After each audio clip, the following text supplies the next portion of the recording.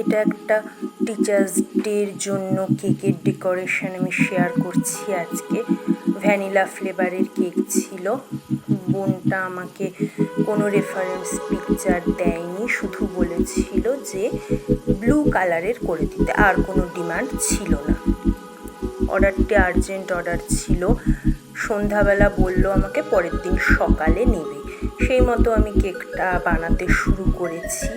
এই বোনটি আগের দিনও অনেকটা রাত্রে প্রায় 11টার সময় আমাকে হোয়াটসঅ্যাপে মেসেজ দিয়ে বলল যে পরের দিন 7টার সময় একটা কেক নেবে, আমি করে দিতে পারবো কিনা।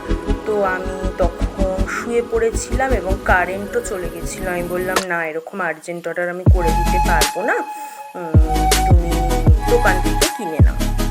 তা ও বললো ঠিক আছে দিদি, আমি তাই করবো।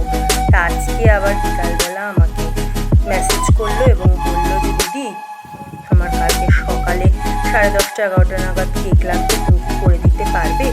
যেহেতু আমার হাতে অন্য কোনো কাজ ছিল না, আমি রাজি হয়ে গেলাম কেকটা করে দিতে।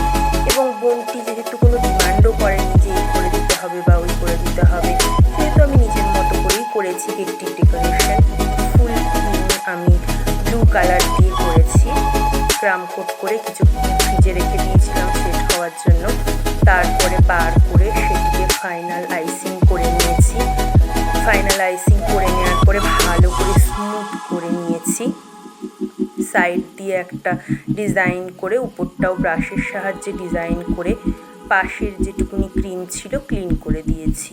দুটো হলুদ রঙের রোজ করে দিয়েছি এবং কিছু পাতা সাইড দিয়ে করে দিয়েছি। পাতা দিয়েই সাইডের বর্ডারটাও কমপ্লিট করে দিয়েছি আমি, এবং কিছু সুগার বল ছড়িয়ে আমি আমার ডেকোরেশনটা কমপ্লিট করেছি। একটা টিচার্স ডে ট্যাগ দিয়ে দিয়েছি লাস্টে। এইভাবেই ডেকোরেশনটা কমপ্লিট করেছি। Thank you everyone.